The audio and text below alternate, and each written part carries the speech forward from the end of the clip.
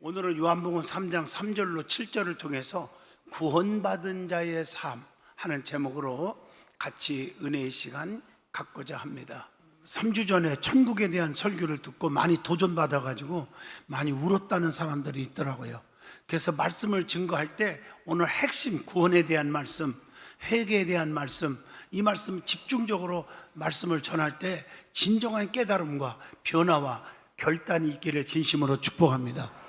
우리 성도의 관계는 하나님께서 허락하신 소중한 관계예요. 그래서 너희가 나를 떠나서는 아무것도 할 수 없다 그랬어요. 그래서 우리가 하나님을 잘 믿는 성도는 하나님과의 관계가 첫째 제일 중요하고, 두 번째가 물질 관계 깨끗하게 사시고, 세 번째 인간관계, 남에게 해를 끼치지 말고 좋은 관계 맺으라는 거예요. 그렇기 때문에 살아가면서 우리가 꼭 알아야 할 것은 약점은 도와주고 부족은 채워주고 허물은 덮어주고 비밀은 지켜주고 실수는 감춰주고 장점은 말해주고 능력은 인정을 해줄 줄 알아야 된다는 거죠. 여러분, 사람을 얻는 것이 커다란 행복이고 사람을 잃어버리는 것은 크나큰 슬픔 중에 슬픔입니다. 기쁨도 슬픔도 성공도 실패도 관계와 연결되어 있다는 사실이에요. 그렇기 때문에 좋은 사람 만나고 싶거들랑 내 자신이 먼저 어떤 사람인지를 살펴봐야 됩니다. 여러분, 사람이라는 것은 꼭 자석과 같아요. 그래서 자신과 비슷한 사람을 끌어당기게 돼 있다는 거예요. 좋은 사람을 만나기를 원한다면 내가 좋은 사람이 되어야 하는 거예요. 힘이 들고 조금은 버거운 세상, 우리 서로 하나님께서 허락하신 아름다운 관계 속에서 서로 사랑하며 감싸주며 살아가기를 진심으로 원합니다.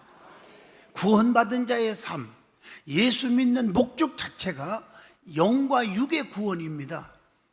그래서 요한 3서 2절 사랑하는 자여 네 영혼이 잘된 것 같이 범사가 잘되고 강건하기를 내가 간구하노라. 요한복음 10장 10절 예수님이 이 땅에 오신 목적이 말했잖아요. 내가 온 것은 생명을 얻게 하고 더 풍성케 하려는 것이니라. 예수 똑바로 믿고 얻은 생명과 축복은 영에 속한 자가 되는 거예요. 그래서 예수님의 이름의 뜻이 뭡니까? 이는 저들의 백성을 저들의 죄에서 구원할 자이심이니라. 마태복음 1장 21절에 말씀하고 계십니다. 구원이라는 말은 죄악에서 건짐을 받고 해방되었다, 이런 뜻도 있습니다. 계시록 1장 5절 말씀에 기록합니다.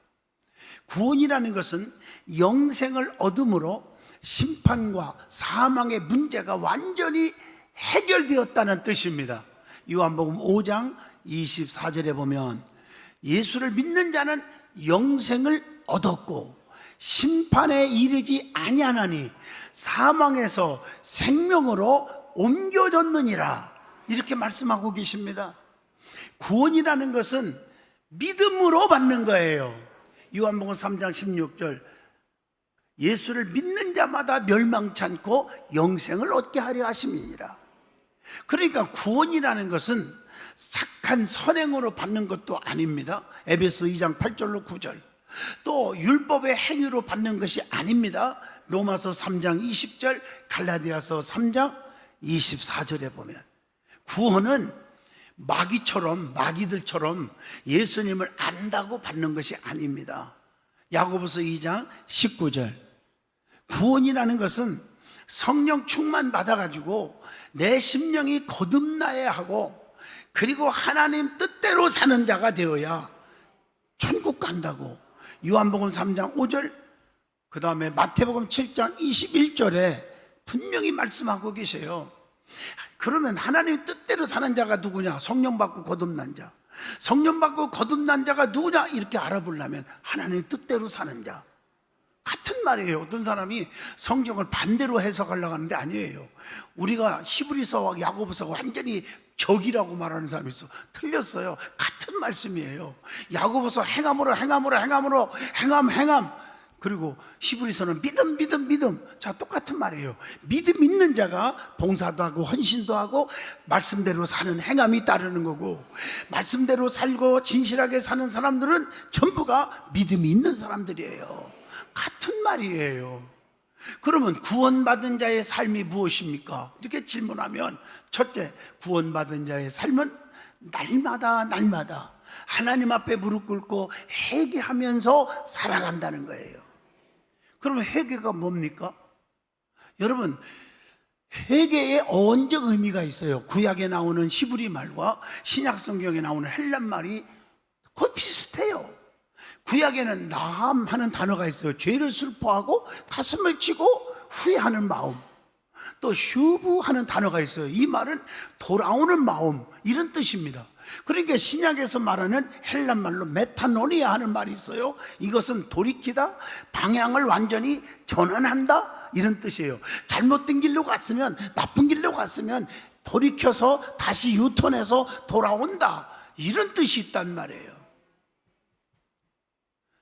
그러니까 성경적으로 깊이 얘기하면 회개의 의미가 뭐냐고 그렇게 물어보면 하나님을 향하여 돌아가는 거예요. 하나님께로. 세상이 좋아서 세상으로 향하다가 하나님께로 돌아오는 거예요. 누가복음 15장 1절로 20절, 이런 양얘기라든가 이런 드라크마, 또 혹은 탕자의 비유 뭐 등등 해서 많이 깨달음을 받게 됩니다. 죄에 대해서 잘못을 깨닫고 그냥 가슴을 치고 슬퍼하는 것, 욥기서 42장 6절, 이게 회개입니다. 사도행전 11장 28절이에요. 그리고 하나님의 형상을 회복하는 것, 이게 회개입니다. 누가복음 15장 11절로 32절의 말씀, 탕자의 비유에서 깨닫게 해줍니다. 회개는 과거의 생활을 완전히 청산하고 예수님만 따르는 생활이요. 마태복음 4장 20절로 22절, 지난날의 과거의 나쁜 생각을, 나쁜 행동을 청산하지 않고 하나님 찾는다? 잘못된 거예요. 진정한 회개가 없는 거예요. 진정한 회개는 죄를 자복하고 잘못된 것을 고치고 회개에 합당한 열매를 맺는 것, 마태복음 3장 6절로 9절에 교훈하고 있습니다. 그러면 왜 회개해야 합니까?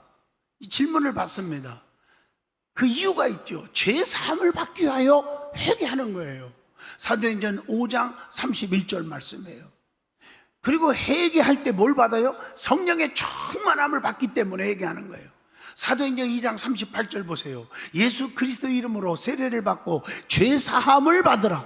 그리하면 뭘 준다? 성령을 선물로 받으리니. 성령의 충만함 받는다고요. 그리고 회개할 때 하나님께 영광을 돌릴 수 있기 때문에 회개하라는 거예요. 그게 요한계시록 16장 8절과 9절에 기록되어 있습니다. 더 중요한 것은 망하지 않기 위해서 회개해야 돼요. 사람이 잘 나가다가 망하는 부분 너무 가슴이 아픈 거예요. 좀 축복을 받으면 녹록해야지. 하나님의 축복은 녹록해야 되나? 근데 왜 망하냐고요? 누가복음 13장 3절 보니까 회개치 아니하면 망하리라 그랬거든요. 답답해요. 그래서 하나님의 사랑은 너희의 출입을 지금부터 언제까지? 영원까지 지키시리라. 사무엘하 7장 29절, 주의 은혜로 종의 집에 영원히 복을 받게 하옵소서. 여러분, 축복을 받아도 영원해야죠. 오늘 여러분들이 1,000억을 벌었어, 1,000억을. 근데 암에 걸려서 한 달 만에 죽는데, 그릇 같으면 저는요, 무슨 일이 있어도 1,000억 줘도 싫어요. 한 달 만에 죽을 것 같으면. 그냥 100억만 가지고 125살까지 살으면 쓰겠다, 진짜. 영원이라는 단어가 무슨 말인지 아세요? 우리 주님은 영원해요. 세상 사람으로부터 받는 은총은요, 달면 삼키고 쓰면 뱉기 때문에 영원하지 않아, 녹록하지 않는다는 거예요. 그러나 하나님의 축복과 은총은 영원하다고 그랬어요. 왜 회개해야 합니까? 생명을 얻기 위해서 회개하는 거예요. 사도행전 11장 18절, 생명을 얻는 회개를 주셨도다, 이렇게 말하고 있잖아요. 그리고 천국이 가까웠기 때문에 회개해야 돼요. 우리 예수님께서 마태복음 4장 17절에 회개하라, 천국이 가까이 왔느니라. 이렇게 애치고 있지 않습니까? 그러면 어떻게 회개가 이루어지냐는 질문입니다. 하나님께서 회개의 영을 부어주실 때 할 수 있어요. 어떤 사람은 기도하고 싶고 눈물 콧물 흘리면서 반성하고 싶은데도 안 돼요. 성령이 임할 때. 여러분, 신앙의 고백도 마찬가지예요. 베드로가 주는 그리스도십니다, 살아계신 하나님의 아들입니다 할 때 주님 뭐라 했어요? 바요나 시몬아, 네가 복이 있도다. 네가 한 것 같지 아니야. 성령께서 그 신앙을 고백하게 했다. 성령께서 회개도 하게 해주실 때가 있어요. 성령의 충만함을 받아야 돼요. 그 말씀을 들을 때 성령의 충만함이 와. 그리고 회개할 때 성령이 임하지만 성령을 통해서도 회개케 하신다는 얘기예요. 그게 사도행전 2장 37절로 38절에 주의 종의 말씀을 들을 때 성령이 임하니까 막 가슴에 마음에 찔려서 우리가 어찌할꼬 하고 회개가 나왔다고 그랬어요. 성령의 충만함 받기를 축복합니다. 그리고 주님의 말씀을 깨달을 때 회개가 한대, 회개가 나온대. 마태복음 12장 41절입니다. 여러분들이 말씀을 들어도 맹송맹송하고 감각이 없으면 어떻게 돼? 영이 살아있으면 감각을 느끼는데 영이 죽으면 감각을 못 느낀다고요. 여러분, 속상한 일 있죠? 원수 맺지 말고요, 참으세요. 그리고 상대방이 죽고 들라 영안실에 가서요, 아무도 없을 때 저 패도요, 감각이 없어요. 죽은 자는 감각이 없어요.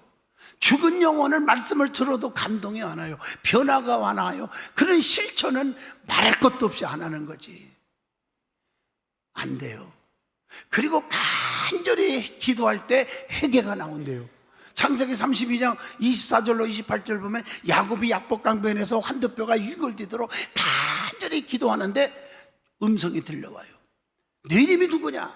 야곱입니다. 그 말이 무슨 얘기예요? 발꿈치를 잡고 나왔다는 뜻도 있지만 아버지 속이고 형님 속이고 팥죽 한 그릇도 그냥 안 준 우주적인 구두쇠고요, 인색한 자였어요 하고 회개한 거예요. 그래서 내 이름을 다시는 야곱이라 하지 않고 이스라엘이라 하리라. 하나님과 겨루어 싸워 이겼다. 거기서 하나님이 축복하신지라. 죽을 때까지 야곱은 축복 속에 살다가 간 사람이 되었어요. 그런데 아무리 회개하려고 해도 회개가 안 될 때가 있어. 왜 안 되는지를 성경을 통해서 제가 연구를 또 해봤어요. 가르쳐 줄게 봐요. 첫째, 고집과 자존심, 교만 때문에 회개가 안 된대요. 로마서 2장 5절, 여러분 무슨 말인지 다 알아들을 거예요.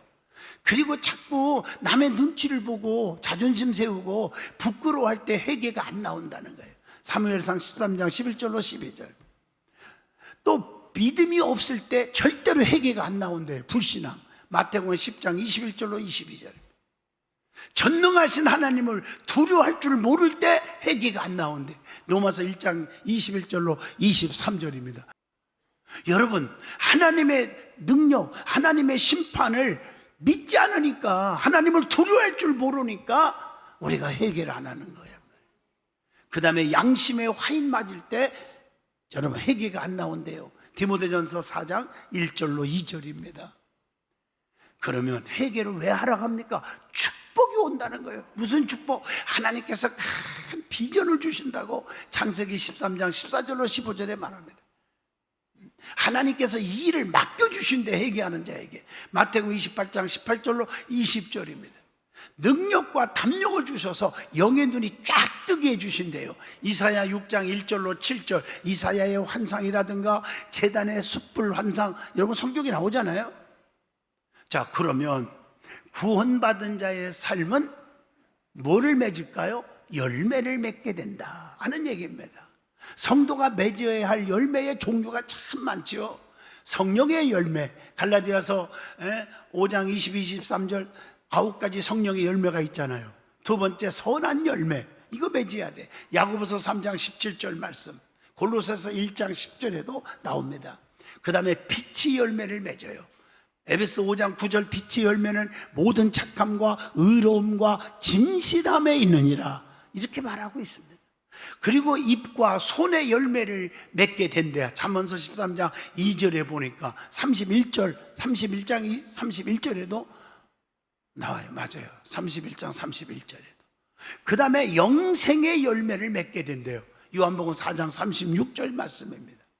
그러면 왜 열매 맺어야 하느냐 하는 질문을 던집니다. 성경을 잘 보세요. 열매를 보고 좋은 나무를 알 수 있기 때문인 거예요. 누가복음 6장 44절입니다. 열매 맺지 않으면 또 그 다음에 어떻게 돼요? 찍어버려 불에 던지기 때문에 열매를 맺어야 돼. 마태복음 3장 10절 뜨끔하지 않습니까? 오늘 여러분 사랑의 열매, 전도의 열매, 봉사의 열매, 헌신의 열매를 얼마나 맺고 신앙생활합니까? 열매가 없으면 불에 던진다요. 그리고 열매는 주님이 요구하시는 거라고요. 마태복음 21장 18절로 19절에 나옵니다. 그리고 열매 맺을 때 우리 주님이 너무너무 기뻐하신대요. 너무. 마태복음 25장 21절 착하고 충성된 종아 얼마나 기뻐해요. 내 주인의 즐거움에 참여할지어다, 뭐 이런 얘기들. 기쁨이 되는 거예요. 여러분 신앙생활하면서 주님의 기쁨이 돼야지 사람의 기쁨이 되려고 합니까? 그러면 어떻게 해야 열매를 맺을 수 있냐는 거예요. 어떻게 해야? 열매 맺으려면 어떻게 하냐는 거예요. 어떻게? 하나님께 전적으로 순종하면 맺을 수가 있어요. 로마서 6장 16절입니다. 하나님께 의지하면 맺을 수 있어요. 요한복음 14장 6절 네 말이 내 안에 거하고 내 말이 너희 안에 거하면 무엇이든지 구하라. 하나님께 주님께 붙어 있으면요, 그러면 모든 기도대로 응답 주신대요. 에레미야 17장 7절로 8절에도 말해요. 여러분 주님 떠나서는 아무것도 못합니다. 주님을 의지하십시오. 그리고 하나님께 지혜를 얻어야 돼요. 그럼 열매가 맺어요. 내 생각대로 안 되거든요. 야고보서 3장 17절. 그래서 지혜를 구하라고 그랬어요. 오늘날 성도들이 지혜가 부족해서 성도들에게 상처를 주고 주의 종 가슴 아프게 하고 또 교회가 풍비박산되게 하는 교회들이 얼마나 많습니까? 지혜가 없어. 지혜가 말하는 지혜가 없고, 그 다음에 열매를 맺으면 반드시 뭐가 와? 축복이 온다는 거예요. 어떤 축복? 주님이 나를 안 버리는 축복이래요. 요한복음 15장 16절. 그것뿐입니까? 구하는 대로 응답 주는 축복이 와요. 그래서 아버지께 무엇을 구하든지 다 받게 하려 함이니라. 15장 16절 요한복음에 그렇게 기록되어 있어요. 그리고 기쁨이 넘치게 된대. 기쁨이 요한복음 15장 11절 기쁨이 충만케 하리라. 그리고 주님께 귀히 여김을 받는데, 오 귀한 자요, 너 하나님의 사람아, 오 존귀한 자요, 오 내 제자요 내 제자. 요한복음 15장 8절 이런 인정받기를 축복합니다. 그러면 구원받은 자의 삶은 어떻게 하냐? 잘 들어요. 교만하지 않고 겸손하게 살아가는 거예요. 잠언서 18장 12절입니다. 사람의 마음의 교만은 멸망의 선봉이요 겸손은 존귀의 앞잡이니라. 그래서 교만하면 안 되는 거예요. 교만하면. 교만이 뭐냐고 물어보면 하나님께 영광을 돌리지 않고 자신을 자꾸 나타내려고 하는 거, 이게 교만이래요. 고린도전서 10장 31절 무엇을 하든지 하나님 영광을 위해서 하라고 그랬지 않았습니까?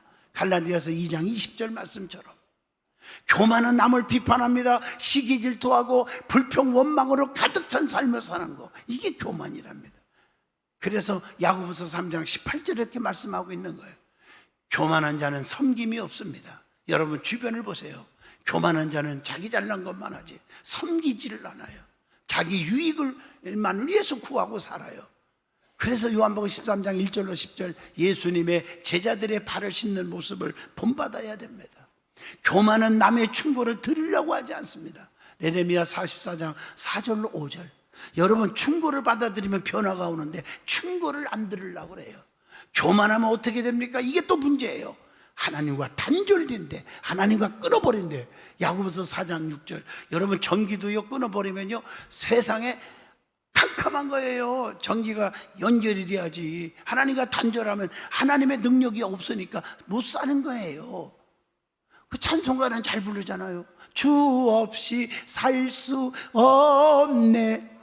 그렇게 불러놓고 가만히 보면 밖에 나와서는 자기 멋대로 자기가 다 되는 줄 알고 살잖아. 그러니까 그런 이분이요 아주 그냥 호집게트로 찍어야 되나 고민에 빠져 어떤 때는.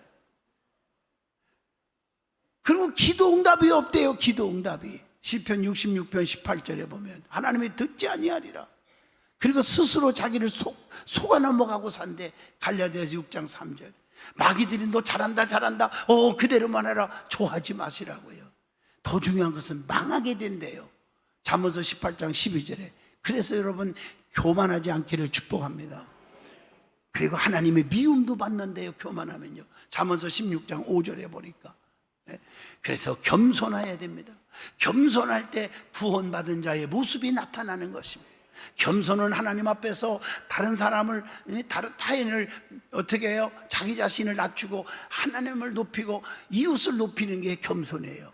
로마서 12장 16절 말씀, 요한복음 6장 38절에도 그렇게 말했어요. 겸손한 사람은 자신의 부족함을 깨닫기 때문에 전적으로 하나님의 뜻에 순종하게 된다는 거예요. 그게 요한복음 6장 38절입니다 42절에도 나오고. 그래서 겸손하기 위해서 겸손한 자와 함께 해야 된다. 잠언서 16장 19절 믿어지면 아멘 하세요. 좋은 사람을 만나려면 어떻게 한다? 내가 좋은 사람이 되어야 한다. 나쁜 사람은 나쁜 사람끼리 쥐남철처럼 탁 붙는다. 서론에 말했잖아요. 그러니까 좋은 사람이 내게 붙으면 좋잖아. 그러면 내가 좋은 사람이 되어야 한다. 주님을 사랑하는 사람이 되고 싶으면 주님을 사랑하는 사람이 돼야 돼요. 그러면 사랑하는 사람들만 내게 붙어요. 한번 주변을 보세요. 나하고 가까운 사람들이 누군가? 그게 자기의 모습이에요. 어떤 분이 그래요. 목사님 아무개 가요. 말을 안 하는데 나한테만 얘기해 줬어요. 교회가 저러면 안 된대요. 그래서 내가 당신도 둘이 같이 나오지 마. 차라리 부산으로 이사 가라 그랬어 내가. 왜? 당신하고 똑같은 사람이니까 그 사람이 다 찾다가 당신을 택한 거예요. 똑같은 사람. 옛날 말이 맞아요. 무슨 파리는 무슨 파리. 여기까지만 얘기할게요. 그러면 구원받는 자의 삶은 사랑하고 살아가는 것이다. 이렇게 말해요. 왜 성도가 왜 살아가야 합니까? 하나님 명령이에요. 신명기 10장 19절 사랑하래요. 또 하나님의 계명이에요. 내가 새 계명을 너에게 주노니 서로 보아라 사랑하라 그랬어요. 하나님의 계명이에요. 사랑하면 그러면 어떻게 됩니까? 화목이 이루어지겠죠. 데살로니가전서 5장 13절 기쁨이 넘치지요. 빌레몬서 1장 7절에 보니까 또 하나님이 거하신대요. 사랑하면. 요한일서 4장 12절 말씀 형통이 온대요. 시편 122편 6절 영혼의 보호를 받는데요. 시편 96편 10절. 그러면 물어보게요. 사랑해야 돼요? 사랑해야 돼요? 사랑하고 살자고요. 사랑하고 살자고요. 제가 옛날에 정말 사람들 모아놓고 노래 대회를 했는데 내가 상을 받은 적이 있어요. 좀 믿어주면 안 되나요? 한번 옛날에 불렀던 거 한번 불러볼까요? 이 풍진 세상을 만났으니 나의 할 일이 무엇인가. 믿음과 소망과 사랑 중에 제일은 사랑이라. 여기까지. 누가 박수 치래요? 박수 치기는. 여기까지. 그러면 구원받는 자의 삶은 넓은 길을 가지 않고 좁은 길로 간다 그랬어요. 믿어집니까? 좁은 길은 힘든 길이요. 믿음의 길이요. 영생의 길이요. 그러니까 세상 사람으로부터 미움도 받고 환난도 당하고 핍박도 받고 왕따도 당하는 길이요. 요한복음 16장 33절. 그런데 인기가 전혀 없는 길이요. 예? 사람들이 날 좋아하지 않아. 그 길 가면. 마태복음 7장 13절로 14절. 그런데 찾는 이가 적어. 그러나 그 길은 생명의 길이요 영생의 길인 줄로 믿습니다. 하나님이 책임져 주는 길이요. 애로운 길이지만 믿음의 길이기 때문에 디모데후서 4장 7절로 8절 사도 바울처럼 말해요. 그러나 넓은 길은 멸망으로 가는 길이래. 멸망으로. 그건 좋은 열매를 맺지 못해요. 마태복음 7장 18절 불순종과 불법으로 하나님의 뜻을 저버리는 생활을 하는 길이 넓은 길이래요. 마태복음 7장 23절 모래 위에 지은 집과 같아서 그런 자들은 쉽게 와르르 무너진다는 거예요. 마태복음 7장 26절로 27절 무너진 다음에 가슴을 치고 통곡하지 말고 좁은 길을 가기를 축복합니다. 영생의 길을 가기를 바랍니다. 할렐루야. 주의 말씀대로 순종하는 길을 가시기를 바랍니다. 말씀을 맺으려고 합니다. 여러분 실제 있었던 얘기입니다. 옛날에 일본 도쿄 올림픽이 있었지 않습니까? 그때 스타디움을 좀 확장하려고 지은 지 3년밖에 안 된 건물을 헐어버렸어요. 그런데 놀라운 것은 지붕을 벗기는데 깜짝 놀랐어요. 뒷다리 쪽에 못이 박힌 채 벽에서 움직이지 못하고 있는 도마뱀 한 마리를 발견한 겁니다. 관리인들은 참 이상한 거예요. 어떻게 도마뱀이 3년 동안이나 못 박혀갖고 거기서 꼼짝 못하고 어떻게 살았을까, 안 죽고. 그래서 알아봤어요. 그때 분명히 3년 전에 못을 박은 것밖에 없대요. 근데 어떻게 살았을까? 그래서 건축을 중단하고 헌거를 중단하고 도마뱀의 상태를 쳐다보고 지키는데, 한 도마뱀이 하루에도 여러 번씩 왔다 갔다 하면서 먹을 것을 갖다 주더래. 3년 동안을 그렇게 해서 그 도마뱀 친구를 살린 거예요. 신기하잖아요. 사람도 그렇게 못할 거요. 부모도 3년 누워있으면 배신하는 자식이 있다는데, 우리 교회 말고 다른 데 가면 있다는 소리 들었어. 여러분, 진정한 친구가 누굴까요? 도마뱀도 그러는데, 애국의 어느 한 출판사에서 친구라는 단어를 가장 잘 설명해 줄 수 있는 말을 공모했어요. 그때 어떤 그 내용 가운데 보면, 야, 같이 밥 먹고 같이 걸어 다니고, 그 옷도 사주고 뭐 차도 사주고 술도 마시고 이렇게 쭉 썼는데 땡 틀렸고 1등 당첨자가 뽑혔는데 뭐라고 한 줄 아세요? 내용이 뭔 줄 아세요? 온 세상이 나를 등지고 배신하고 떠날 때 나를 찾아줄 수 있는 사람, 그게 진정한 친구다. 이게 1등 당첨됐어요. 사람은 누구나 실수가 있고 마음에 안 들 수도 있습니다. 그러나 끝까지 그를 지켜주고 함께하는 자가 바로 진정한 친구 아니겠습니까? 그 친구가 세상에서 찾을 수 있습니까? 예수 그리스도가 나의 영원한 친구입니다. 지옥 갈 수밖에 없는 저와 여러분을 구원하고자 십자가에서 못 박혀 죽으셨고 그를 믿음으로 영생을 얻게 하셨으니 이보다 더운 친한 친구가 어디 있습니까? 사랑하는 성도 여러분, 그 예수님과 늘 함께 동행하고 함께 붙어있는 그런 삶을 사시기를 바랍니다. 그게 구원자들의 삶인 것입니다. 주님은 지금도 우리를 사랑하십니다. 눈동자같이 지키시고 계심을 믿으시기를 바랍니다. 기도합니다. 거룩하신 하나님, 구원자의 받은 자의 삶이 무엇인지를 오늘 말씀을 통해서 깊이 깨달았습니다. 이 말씀이 가슴에 새기게 하여 주시옵소서. 진정한 친구, 진정한 의, 진정한 믿음이 무엇인지 좁은 길을 걷는 자가 되게 하여 주옵소서. 예수 이름으로 기도합니다. 아멘.